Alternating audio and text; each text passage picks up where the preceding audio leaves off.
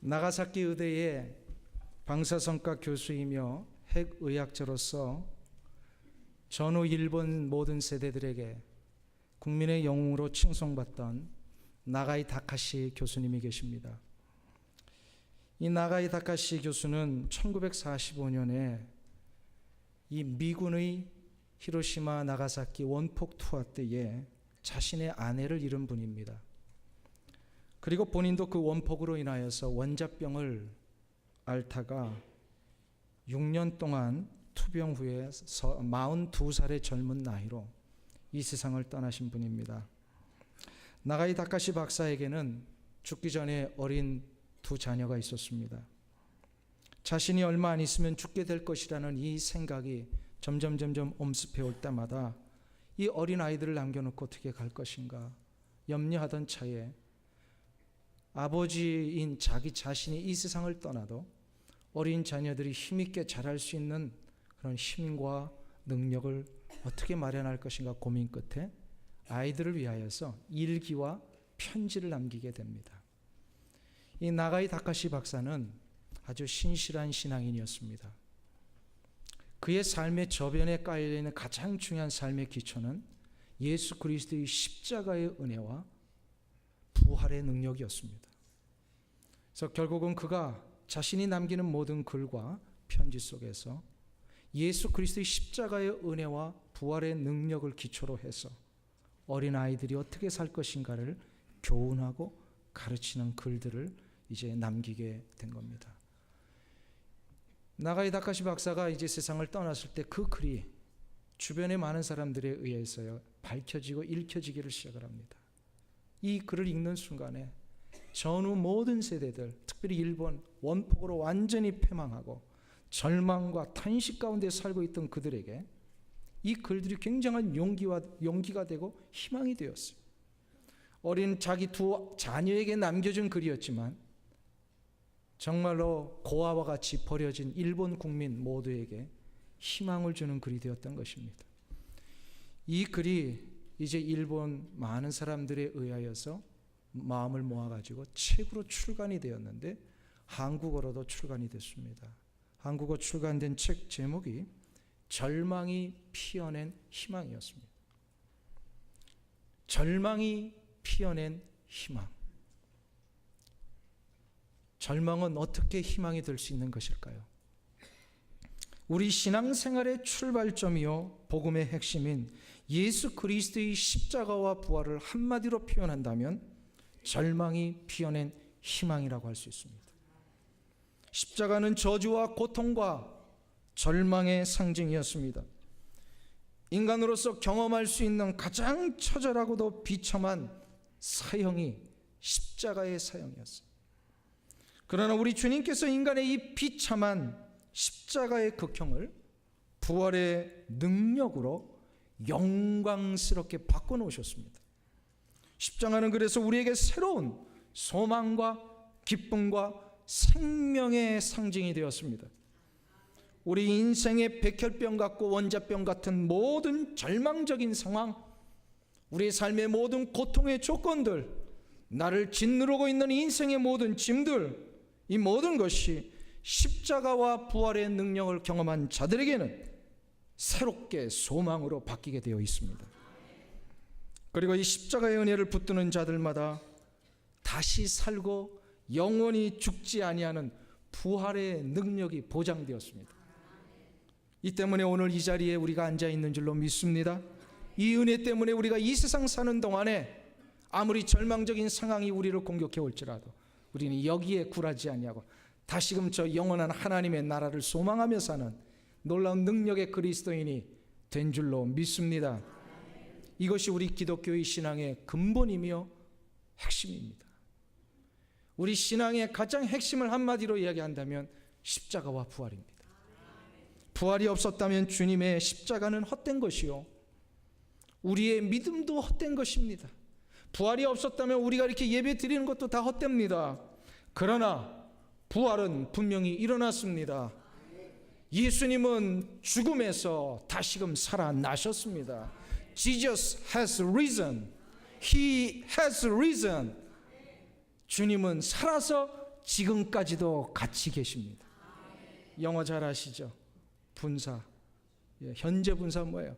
He has risen. 지금까지도 계속해서 이어지는 겁니다. 한번 살아나신 예수님은 지금도 우리 가운데 역사하고 계시다라는 겁니다. 사랑하는 성도님 여러분, 예수님의 이 부활이 진정 믿어지십니까? 아멘. 이거 굉장히 중요한 부분이에요. 우리 신앙에. 예수님의 부활이 과연 믿어지느냐. 실은 기독교의 역사 이래에 2000년 동안 이 부활에 대한 확실성 문제, 부활을 확신하는 이 문제, 이게 아주 중요한 신학적인 이슈였습니다. 왜냐하면 우리는 이것이 믿어지지만 이 부활을 세상의 사람들에게 알리며 예수님의 복음을 전할 때는 이 부활이 저들의 입장에서 보니까 잘 이해가 되지 않고 지식적으로 상식적으로 이게 받아들여질 수가 없는 부분들이잖아요. 세상의 기준으로 보면 이 부활이 참 이해가 되지 않습니다. 그래서 이 부분에 대하여 이 기독교의 이 복음의 역사를 세상 앞에 전하는 일에 우리 모든 기독교인들이 고민하던 끝에 이 문제를 가장 논리적으로 이론적으로 준비해야 될 신학자들이 이 부활에 대한 신빙성 문제를 해결하기 위하여 여러 가지 일들을 고안을 해냅니다. 쉬운 거는 아니었어요. 이 부활이 정말로 세상 사람들도 이해할 만큼 확실하다, 이거를 선포하기 위하여 그것을 할 수 있는 방법이 뭘까 고안하다가 이게 잘 안 되니까 한 가지 타협점을 찾기를 시작했어요. 신학자들이. 그 타협점이 뭐냐면 대표적인 예가 부활을 소생이라는 개념으로 설명하려고 하는 타협점이었어요. 소생이 뭔지 아십니까? 소생. 이런 거 있죠. 우리 주변에도 보면 혼절했다가 일시적으로 어떤 경우에는 심장도 멎었다가 다시금 이제 이렇게 깨어나시는 분들 있잖아요.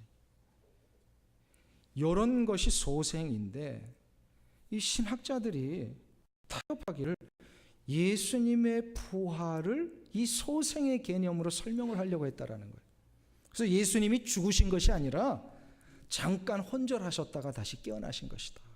이렇게 이제 설명을 합니다. 이 설명 맞을까요? 틀릴까요?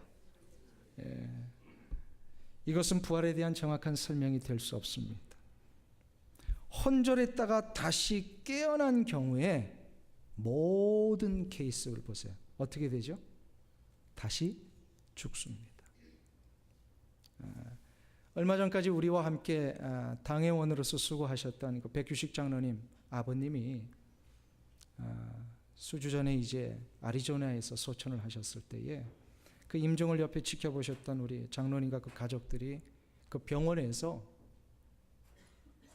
제가 아마 그때 이스라엘에 있었을 거예요. 그때 있었을 때 갑자기 카톡을 보내오셨어요. 이 텍스팅을 보내오셨어요.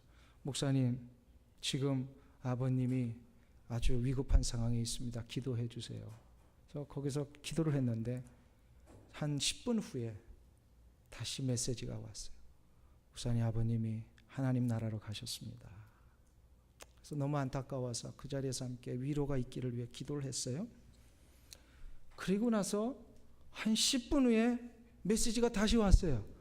목사님, 이게 어찌 된 일인지 모르겠습니다. 멈췄던 아버님의 심장이 다시 뛰기를 시작합니다. 그리고 이 게이지가 멈췄다가 다시금 이 게이지가 조금씩 움직이기를 시작을 합니다. 기적이 일어났습니다. 그러니까 백규식 장로님 확신했어요. 아버님이 다시 사셨다고. 뭐 맞죠? 의학적으로 다 멈추셨는데 다시 이제 이 의학적으로 뭔가 이렇게 다시 작동이 되니까. 그런데 한 15분 있다가 다시 메시지가 왔습니다. 편안하게 아버님이 하나님의 나라로 가셨습니다. 제가 그때 그 상황을 이렇게 다시금 기억해 보면서 모든 것이 멈추고 인간의 육체적인 기능이 다 스탑됐다가 잠시 돌아오는 거, 이게 부활이에요? 어떻게 생각하세요? 이거는 부활이 아니라 소생이라고 얘기를 합니다. 소생의 가장 근본적이고도 공통점이 하나 있습니다. 소생된 케이스는 반드시 나중에 다 어떻게 된다고요? 죽게 되는 겁니다. 이러한 경우를 부활이라고 설명하려고 했던 신학자들이 있었다라는 거예요. 머리 좋다는 신학자들이. 근데 한번 생각해 보세요. 이 소생이 부활일까요? 아닙니다. 우리는 소생을 부활이라고 이야기하지 않습니다. 이러한 부분이 이제 더 이상 용납이 되지 않으니까 점을 찾은 부활을 이 개념적인 부활로 설명을 하려고 하는 분들이 생겨났어요. 개념적인 부활이란 게 뭐냐? 이런 거예요. 예수님께서 2000년 전에 살아생전에 이 땅에 사시면서 수많은 제자들에게 또 수많은 성도들에게 가르치셨던 그 교훈과 삶의 이 방향들, 그리고 예수님이 몸소 보여주셨던 이 삶의 거룩하신 자세들, 이런 것이 2000년 후를 살고 있는 우리들에게 그 가르침이 아직도 남아서 영향력을 미치고 가지고 예수님의 부활하신 것이다, 이렇게 설명을 하는 거예요. 그러니까 예수님이 육체가 살아나신 게 아니라 예수님의 가르침이 지금 살아나셔서 우리를 붙들고 있다. 요걸 한번 여쭤보고, 요거 맞는 설명일까요? 틀리는 설명일까요? 잘 모르시겠어요? 만일에 요 설명이 맞는 것이라면 이 세상에 태어났던 성인들, 위대한 정치가들, 저명한 학자들의 교훈과 가르침들이 지금도 우리 가운데 영향을 미치고 있잖아요. 그러면 저들도 역시 부활한 거라고 설명할 수밖에 없는 거예요. 한번 보세요. 다른 거 다 몰라도 내 자신을 알라, 이 얘기를 했던 유명한 철학자 있잖아요. 누구예요? 소크라테스. 소크라테스가 언제 살았던 사람인지도 모르지만 했던 가장 중요하게 근본적인 이 one sentence, 내 자신을 알라라는 것이 내 가슴 속에 아직도 박혀 있다면 소크라테스가 부활한 거예요? 이게 바로 관념적인, 개념적인 부활이라고 얘기를 합니다. 이것은 결코 성경이 말하는 부활이 아닙니다. 근데 지금도 이걸 가지고 부활이라고 하는 사람들 많아요. 조심하셔야 돼요. 이건 성경이 말하는 부활이 아니에요. 이렇게 학자들에 의하여서 뭔가 좀 타협해 보려고 하는 이 설명이 다 실패로 돌아가자, 학자들은요, 이 부활에 대한 이야기를 어떻게 하면 좀 더 확실할 수 있을까 고민하던 끝에 이제는 어느 누구도 의심할 수 없고 어느 누구도 그냥 받아들일 수밖에 없는 직접적인 증거들을 찾아보자. 부활에 대한 직접적인 증거, 이것은 물리적이고도 객관적으로 그것 딱 보기만 하면 아, 주님의 부활이 분명히 있었구나 라고 느낄 수 있는 증거물들을 찾기 시작을 합니다. 그 대표적인 증거물이 예수님의 무덤이었습니다. 예수님의 무덤. 예수님의 무덤과 세상의 많은 종교 지도자들의 무덤과의 차이가 하나 있습니다. 뭘까요? 세상의 수많은 종교 지도자들의 무덤은 보면 그 후대에 그 종교를 따르는 추종자들이 그 지도자의 시신이 담겨 있는 무덤을 성지화시킵니다. 그래서 많은 사람들이 그 무덤 속에 오래됐건 뭐 또 금방 됐건 간에 그 시신과 함께 무덤을 참배하는 것으로 자기들의 종교의 우월성을 갖습니다. 그런데 예수님의 무덤에 저들과의 근본적인 차이가 하나 있어요. 뭘까요? 예수님의 무덤은 빈 무덤이라는 거예요. 왜 빈 무덤일까요? 예수님은 그 장소에 묻히셨지만, 장사되셨지만 분명히 3일 만에 부활하셨기 때문에 그 무덤 속에서 더 이상 예수님의 몸을 우리가 발견할 수 없더라는 거예요. 이게 확실한 빈 무덤이, 그래서 우리 기독교의 확실한 부활의 증거다. 할렐루야. 아멘.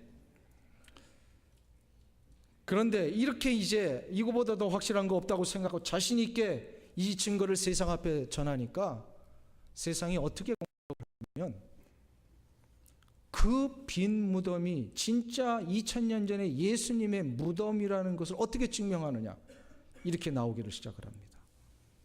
그러니까 이게 할 말이 없는 거예요. 왜 그런지 아세요? 그 무덤이 발견된 게 예수님이 돌아가시고 부활하신 지 300년 후에 발견이 됐거든요. 콘스탄티누스 황제의 어머니였던 헬레나 황후가 이제 그 당시에 이제 모든 로마 제국 하에 다 기독교인이 되니까요, 이 신앙이 굉장히 열심히 있었어요. 그래서 찾아갔다가 예수님의 흔적들을 한번 보기를 원했는데 발견할 수가 없는 거예요. 그래서 로마 안에 있는 유명한 이 학자들과 저명한 이 고고학자들을 다 불러가지고 명령을 내립니다. 이 예루살렘 안에, 이 유대 땅 안에 예수님의 무덤을 발견해라. 그래 명령을 내립니다.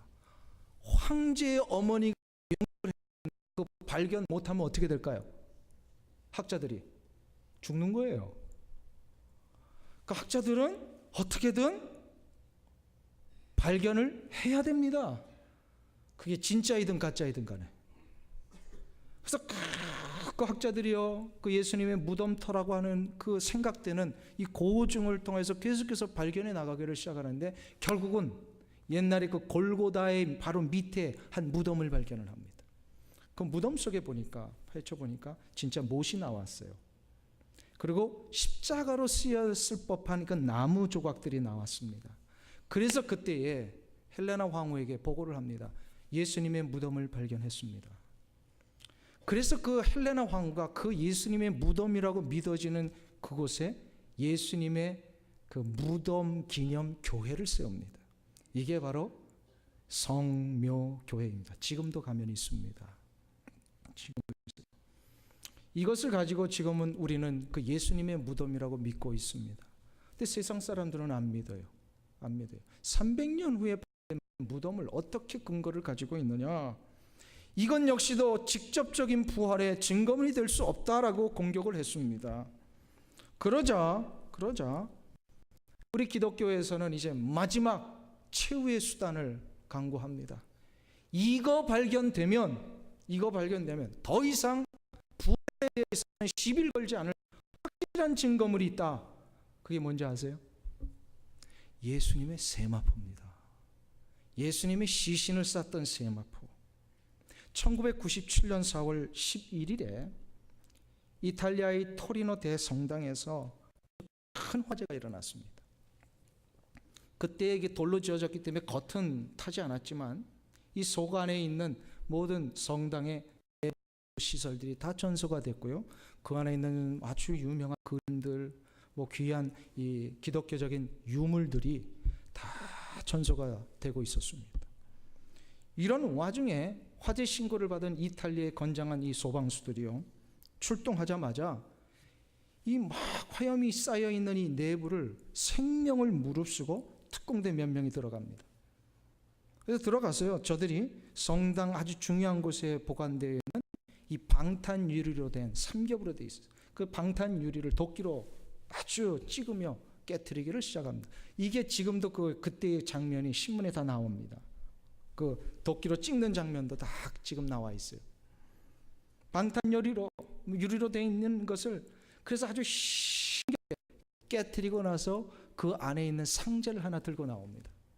이 상자가 바로 예수님께서 무덤에 안장되셨을 때 그 예수님의 시신을 쌌던 것으로 믿어진 폭 1m, 길이 4m 20 정도의 세마포였습니다. 수년 전에 프랑스의 한 신문사가 세계 저명인사 100명을 상대로 설문조사를 했어요. 지구의 파멸이 시작되었을 때에 가장 먼저 안전하게 방출해야 될 지구상의 보물이 무엇인가? 100명에 의하여 선정된 2위 품목이 바로 지금 불란서에 보관되어 있다라고 하는, 뭐 저도 확실히 가보지 않아서 모르겠습니다만 그 루브르 박물관에 있대요. 미로의 비너스상이랍니다. 그 루브르 박물관에 있는 거 맞습니까? 네, 미로의 비너스. 그리고 1위로 선정된 게 바로 그 토리노 대성당 안에 보관되어 있던 예수님의 세마포입니다. 이것이 말해주듯이 예수님의 이 세마포는 지난 2000년 동안 로만 캐톨릭에 속해 있는 모든 신도들뿐만 아니라 전 세계의 기독교인들에게 인류 역사의 가장 중요한 보물로 여겨져 왔다는 사실입니다. 왜 그랬을까요? 이 세마포가 예수님의 부활을 증명할 수 있는 물리적이고도 객관적인 유일한 증거물이었기 때문에 그렇습니다. 빈 무덤 이후에.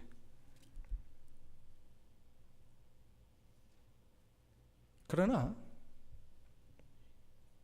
최근에 밝혀진 사실입니다.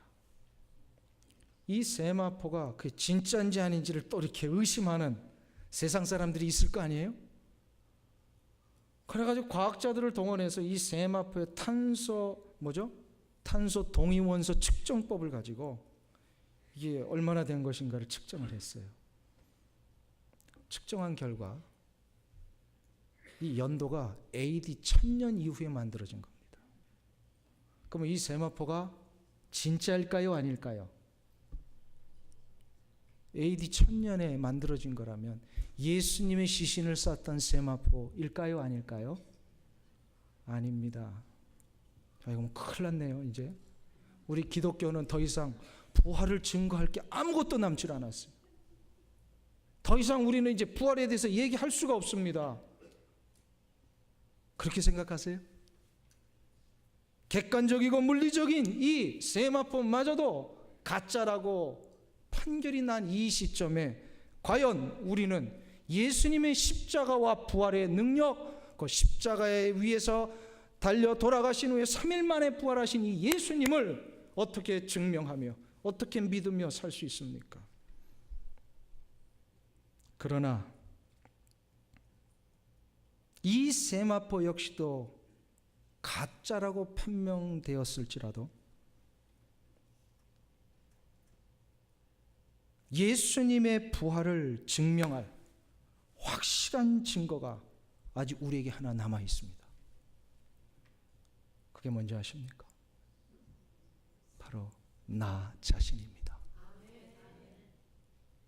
2000년 전 십자가에 달려 돌아가시고 다시 부활하신 그 주님이 어느 순간 나에게 찾아오셔서 나를 붙드시고 내 인생에 동행하시고 나의 삶을 지금도 주관하신다는 이 사실, 이것을 체험하고 이것을 느끼며 이것을 확신하는 나보다 더 확실한 증거가 어디 있습니까?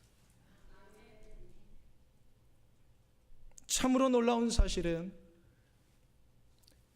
여러분과 함께 저 역시도 예수님의 빈 무덤을 가본 적도 없었을 때에 예수님의 그 세마포를 한 번도 만져본 적도 직접 우리의 눈으로 본 적도 없었을 때에 어느 순간부터인가 주님의 부활이 믿어지기를 시작을 했고 그 주님의 부활 때문에 나 역시도 부활하게 된다는 이 사실이 믿어졌다라는 이 사실, 이거보다 더 어떤 확실한 증거물이 필요하겠습니까? 부활하신 주님께서 나에게 찾아오셨다라는 이 사실, 내가 주님을 알지도 못했을 때에 주님이 나를 찾아오셔서 내 안에 주님을 알 수 있는 이 믿음의 씨앗을 심어주시고 그 믿음이 자라매 나의 인격과 나의 감정과 나의 삶 속에 주님을 알고자 하는 이 열망을 만들어 주셔서 주님을 향하여 나아가는 그 순간에 주님이 나에게 다가오셔서 만나 주셨다라는 사실입니다. 이 때문에 나는 2000년 전에 부활하신 그 예수님을 지금도 만나며 교제하고 있습니다. 지금 예수님을 만나고 교제하고 있는데 다른 더 무슨 증거가 필요하겠습니까? 사랑하는 성도님 여러분, 우리 같은 인생이 주님을 알게 되었다는 이 사실, 그리고 주님 때문에 내가 지금 이렇게 변화되었다는 이 사실보다 더 확실한 부활의 증거는 없습니다. 지금 앉아 계신 여러분들 이렇게 제가 다 보면요, 다 거룩해 보이시고, 다 점잖아 보이시고, 과거가 어떻게 됐든지 간에 저는 과거를 상상할 수 없을 정도로 너무나도 고귀한 이 성결과 거룩의 삶을 살고 계신 이 성도님들. 그런데 한번 어떤 분은 뭐 10년 전, 어떤 분은 20년 전,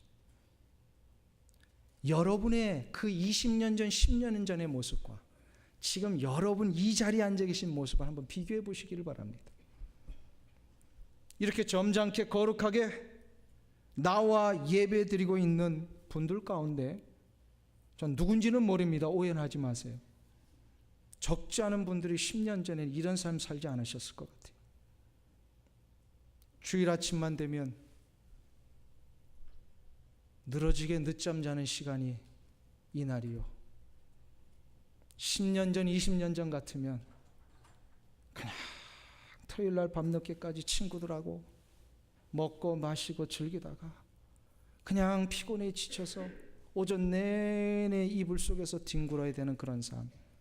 아니 어쩌면 오랜만에 주일 아침에 일어났으니까 하늘 보니까 너무 맑아서 친구를 만나기 위해 들로 산으로, 어떤 분은 술집으로, 어떤 분은 도박장으로 나갔을 그런 분들이기도 하지 않습니까?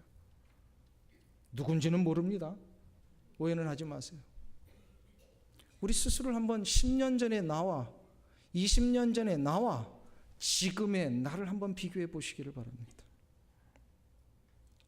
그랬던 우리인데 어느 순간부터인가 주일 아침만 되면은 이른 아침부터 누가 깨우지도 않아도 예배의 자리로 나와 주를 찬미하고, 이 예배의 자리에 나오기 전에 필요한 것이 무언가, 봉사할 것이 무엇인가 알기 위하여 어떤 분은 주차장에서, 어떤 분은 식당에서, 어떤 분은 성도들을 라이드하는 일에, 어떤 분은 찬양을 드리는 일에, 어떤 분은 예배실을 준비하는 일에, 누가 요구하지도 않은 이 일들을 지금도 계속하고 있다는 이 사실, 어떻게 우리가 이렇게 변화될 수 있었겠습니까?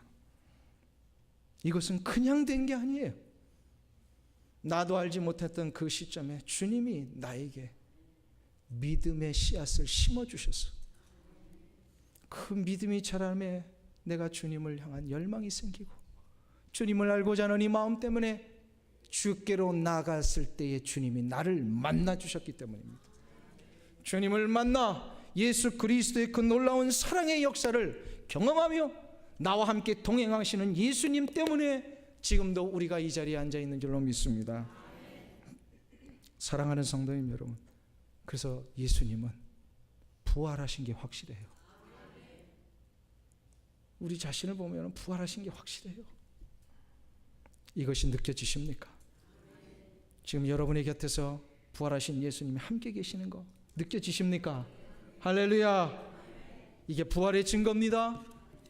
만일에 아직 이 자리에 앉아 계신 분들 가운데 예수님이 느껴지지 아니하시고 아직도 예수님의 이 부활이 믿어지지 않는 분이 계시다면 괜찮습니다. 오늘 그 부분, 그 믿어지지 않고 이해가 되지 않는 이 부분을 해결하는 방법이 오늘 성경에 나오고 있어요. 오늘 본문 25절에서 주님이 이렇게 말씀하십니다. 마태복음 16장 25절을 보겠습니다. 같이 한 목소리로 합독을 합니다. 누구든지 제 목숨을 구원코자 하면 잃을 것이요 누구든지 나를 위하여 제 목숨을 잃으면 찾으리라. 할렐루야. 이 말씀이 무슨 말씀일까요? 나를 위하여 제 목숨을 잃으면 찾으리라. 이 말씀 바로 전에 24절을 우리가 지난 시간에 살펴보았습니다. 우리 주님을 따라간다는 것이 무엇인지를 가르쳐 주시고, 첫 번째로 어떤 결단을 하라 그랬어요? 자기를 부인하라. 그리고 두 번째로 자기의 십자가를 지라. 그리고 마지막 세 번째로 주님을 쫓아가라.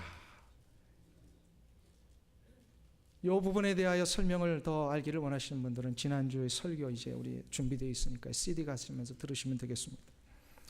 자, 요 24절은 이미 신자된 우리가 예수 그리스도의 삶을 어떻게 따라갈 것인가, 즉 신자된 이후의 삶의 자세를 가르쳐 주는 거예요.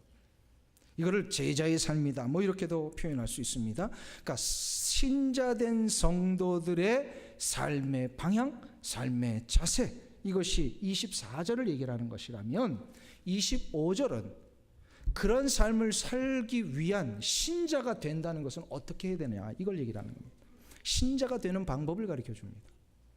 신자, 곧 다른 말로 예수 그리스도의 십자가의 능력을 통하여서 어떻게 구원을 받느냐, 이거를 가르쳐 주는 거예요. 구원을 받는 방법입니다. 이 구원을 받는 방법을 주님이 가르쳐 주시기 위하여 25절에 얘기를 하셨습니다. 누구든지 제 목숨을 구원코자 하면, 그러니까 이게 뭐예요? 구원받고자 한다면 잃을 것이요, 누구든지 나를 위하여 제 목숨을 잃으면 찾으리라. 요게 핵심이에요. 나를 위하여 목숨을 잃어버려야 돼요. 예수님을 위하여 목숨을 잃어버리는 겁니다. 예수님을 위하여 목숨을 잃어버리는 게 예수님을 위하여 목숨을 버리는 걸 얘기를 합니다. 그러면 예수님을 위한 게 뭘까요? 예수님을 위한 게, 이것은 순교하라는 얘기를 하시는 게 아닙니다. 왜냐하면 아직도 구원도 못 받았는데 무슨 우리에게 순교를 요구하시겠습니까? 이건 순교를 얘기를 하는 게 아니고요, 주님을 위하여 목숨을 버리는 것, 이거는 구원받는 걸 얘기를 하는 거예요. 주님이 우리에게 가장 근본적으로 원하시는 게 뭘까요? 우리에게 너 빨리 와서 이 교회 마당 좀 쓸어라, 이걸 먼저 요구하실까요? 아니에요. 주님이 우리 인생에 처음 대면하셨을 때 우리에게 요구를 하시는 것은 뭐냐면 예수 그리스도의 십자가의 은혜로 구원받는 거예요. 예수님이 우리에게 가장 먼저 요구하시는 게 이거예요. 이걸 다른 말로 우리가 그래서 영생하는 삶을 사는 것, 이게 주님이 원하시는 거예요. 이것을 위하여 어떻게 하라는 거예요? 이것을 위하는 삶이 뭐예요? 주님을 위하는 일이에요. 주님을 위하는 일. 주님이 우리에게 원하시는 것을 하는 것, 곧 영생을 얻는 이 일을 위하여 결단하는 것, 이게 주님을 위하는 일입니다. 영생을 얻기 위해서는 어떻게 해야 되죠? 영생을 얻기 위해서는요, 다른 게 없습니다. 예수 그리스도의 십자가의 은혜가 나를 위한 것이었음을 먼저 인정하는 고백이 있어야 됩니다. 영생의 방법은 이거예요. 예수 그리스도께서 십자가에 달려 돌아가신 이 일이 나를 위한 것이었음을 고백을 해야 돼요. 그리고 고백 후에는 어떻게 되면 나 같은 죄인 살려주심을 감사하며 나의 죄를 용서하여 주옵소서. 나의 죄된 모든 육체를 하나님 앞에 용서를 구하며 나가야 됩니다. 이게 내가 죽는 겁니다. 죄된 내 육체, 죄된 내 자아, 예수님을 만나기 이전에 가졌던 나의 모든 나됨, 이거를 죽여야 되는 거예요. 이 죽이지 아니하면, 이것을 나를 비워내지 아니하면 예수 그리스도의 은혜가 나한테 부어지지 않으세요. 그래서 예수를 믿는 가장 중요한 첫 번째 단계가 뭐냐면 나를 비워서 나를 죽이는 거예요. 아멘. 내가 죽어야 됩니다. 죽으면, 옛 내 자아가 죽으면 어떻게 되죠? 예수 그리스도께서 내 안에 은혜를 부어주시고 믿음을 심어주셔서 그 믿음을 가지고 예수를 믿어 구원에 이르게 됩니다. 아멘. 이렇게 되면 어떤 일이랍니까? 새 사람이 되는 거예요. 원래 내게 의도하셨던 이 생명이 도로 주어지는 거예요. 이게 너의 목숨을 찾으리라, 이 말씀이. 이게 되면요, 예수님 경험합니다. 내가 구원받은 자가 되니까 내 안에 내주하시잖아요. 내 안에 함께 계시잖아요. 그러니까 주님을 이해하게 됩니다. 사람들이 우리가 전도를 할 때 보통 전도를 하게 되면 어떠한 반응을 보입니까? 어떤 그 반발을 합니까? 예수를 믿으십시오라고 했을 때 사람들이 믿어져야 믿지 라고 하는 논리를 가지고 예수님을 보게 하거나 예수님을 만지게 하거나 실제로 객관적으로 예수님의 살아계심을 보여준다면 내가 믿겠습니다 라고 하는 반응들이 꽤 있습니다.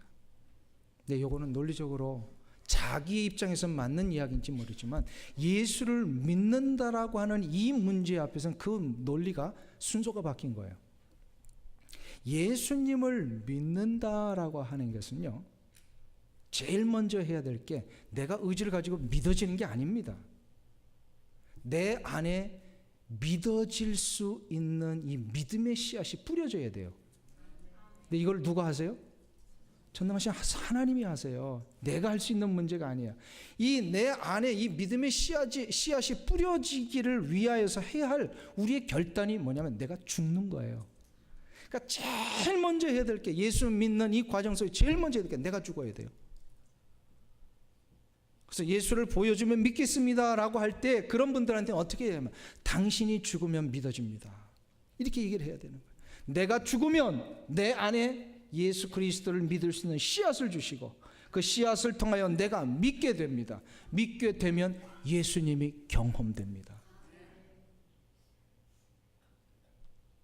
그래서 주님을 위하여 죽는다라는 것은요, 예수를 믿는 거라는 거예요. 아멘. 오늘 25절이 그걸 얘기를 하고 있어요.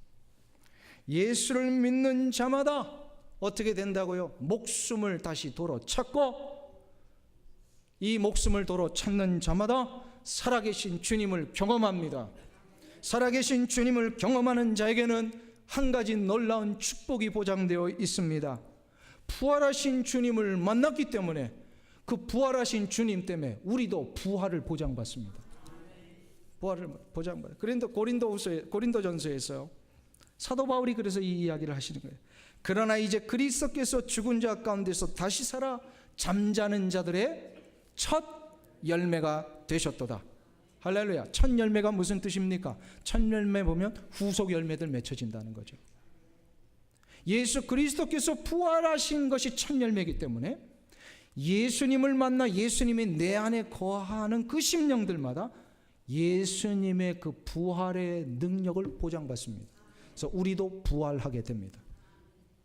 그래서 요한복음 11장에서 얘기를 하죠. 나는 부활이요 생명이니 나를 믿는 자는 죽어도 살겠고 무릇 살아서 나를 믿는 자는 영원히 죽지 아니하리니 이것을 내가 믿느냐. 할렐루야.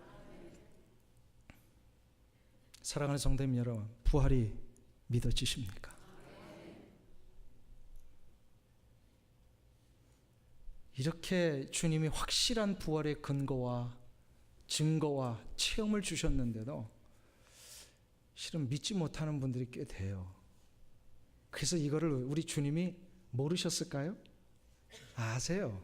아셔서 우리의 연약함을 아셔서, 그래서 이 부활을 확실하게 느낄 수 있는 증거물을 우리 일상의 삶에 매일마다 하나씩 주셨습니다. 그게 바로 아침입니다. 아침. 동떠오는 저 태양과 함께 우리가 잠자리에서 일어나는 이 아침, 이 아침은 부활을 연습하는 아침입니다. 모든 그리스도인들에게는 죽음과 잠자는 것이 동일해졌습니다. 나사로가 죽었을 때 예수님이 죽었다 하지 아니하시고 잔다 하셨습니다. 우리는 매일 밤마다 잠을 자면서 죽음을 연습을 합니다. 그러나 해가 떠오는 그 아침에 다시금 우리는 잠에서 깨어납니다. 잠에서 깨어나는 이것은 결국 우리가 죽음에서 깨어나는 것을 보여주시는 것입니다. 사인이에요. 하나님이 우리의 삶 속에 확실한 부활의 증거를 주셨습니다. 매일마다 우리가 눈을 뜨며 아침을 맞이하는 이것처럼 이제 결국은 우리가 잠에서 깨어나 죽음에서 깨어나 부활의 영광의 몸으로 하나님의 거룩한 나라에 거하게 될 것입니다. 할렐루야. 그러니까 이 아침은요, 이제는 그리스도인들이 더 이상 물리적인 아침이 아니에요. 오늘도 이 지겨운 일터로 나가야 되는구나 하며 눈을 뜨는 아침이 아니에요. 오늘도 저 인간을 또 만나야 되는 아침이 왔구나, 이런 아침이 아니란 말이에요. 이 아침은 이제 나의 완전히 새로워지는 존재, 그래서 영원한 천국에 들어가는 것을 연습하는 부활의 아침입니다. 그러니까 잠자는 것과 아침에 눈을 뜨는 것은요, 감사한 일이에요. 감사한 일이에요. 사랑하는 성도님 여러분, 이것이 있기에 우리는 죽음에 대하여 이제 달리 생각합니다. 전에는 죽음을, 이 확신이 없으면요, 절망이요, 고통이요, 두려움이었어요. 죽음을 맞이하는 순간, 그래서 장례식에 얼마나 세상 사람들 보세요. 곡을 하고 통곡하고 땅을 치고 모든 게 다 끝난 것처럼 장례식 치르잖아요. 그러나 우리 그리스도인들은 장례식 그렇게 하지 않습니다. 사랑하는 이를 떠나보내는 이 장례식이 슬프고 힘든 것이면 틀림없지만, 그러나 이것이 절망의 순간이 아니고 우리 인생이 땅을 치며 통곡해야 될 끝이 아닙니다. 왜요? 이 죽음은 저 영원한 하나님의 나라로 들어가는 새로운 출발입니다. 죽음의 의미가 달라졌습니다. 그래서 우리는 장례식장에서 곡하지 않습니다. 우리는 장례식에서 뭘 부를까요? 찬송을 부릅니다. 할렐루야. 이게 달라진 축복이에요. 아주 수년 전의 일입니다. 제 기억이 맞다면 거의 한 20년 전 정도가 될 것입니다. 고든 카넬 신학대학원에서 제가 공부를 마치고 학교에서 남쪽으로 한 2시간 반 정도에 떨어져 있는 커네티컷이라는 지역에서 청년 사역을 할 때 일입니다. 주일 예배를 마치고 오전 월요일 날 아침이 되었는데 갑자기 고든 카넬에서 공부했던 한 지인으로부터 연락이 왔어요. 전화가 왔어요. 오늘 저녁에 장례식이 있습니다. 무슨 장례식이에요? 왜 우리 그때 기숙사에 같이 살던 그 전도사님 아시잖아요. 그 전도사님의 사모님이 갑자기 돌아가셨어요. 아니 무슨 일이에요? 그랬더니 그 전도사님이 아직 공부를 마치지 않으셨을 때인데 유학생이기 때문에 뭐 경제적인 여유가 없잖아요. 그래서 전도사님은 공부를 하고 사모님은 어떻게든 파트타임 잡을 구하셔가지고 일을 하며 뒷바라지를 하던 차였어요. 토요일에도 남들은 다 노는 시간인데 파트타임 잡이니까 할 수 없이 차를 몰고 그 일터까지 나가는 길에 고속도로에서 그날 비가 와가지고 그만 차가 전복이 돼버렸어요. 그래서 길 옆에 있는 전신주에 부딪혀가지고요, 그 자리에서 사모님이 목숨을 잃으셨습니다. 그 사모님의 장례식이 오늘 저녁에 있습니다. 너무너무 충격을 받았어요. 그렇게 젊은 사모님이신데 늘 같이 밥도 먹었던 사모님. 그래서 월요일 저녁이지만 2시간 반 이상을 커네티컷에서 보스턴까지 차를 몰고 올라갔습니다. 그 전도사님이 섬기시던 미국 교회에서 장례식이 있었습니다. 근데 장례식이 있는 예배당을 딱 들어갔는데 굉장히 놀랐어요. 의아해스러웠어요. 아니 장례식인데 무슨 이 장례식 장식을 이렇게 화려하게 했을까? 그냥 화사한 꽃들, 알록달록한 꽃들, 마치 우리 오늘 이 예배당에 아름다운 이 꽃이 장식되어 있듯이 아주 화사한 꽃들로 가득 차 있었어요. 근데 그 의아스러움이 장례를 집례하는 목사님의 설교의 중간 속에 그 설명을 들으고 나서야 풀려졌습니다. 설교 중에 이런 이야기를 하셨습니다. 이 장례식이 있기 전에 이틀 전 토요일에 이 예배당에서 결혼식이 있었습니다. 그리고 월요일인 오늘 우리는 장례식을 하기로 되어 있었습니다. 장례식 때문에 교회 장식되어 있는 이 화려한 꽃들을 결혼식 끝나고 나서 다 치우려고 하다가 다시 생각하게 되었습니다.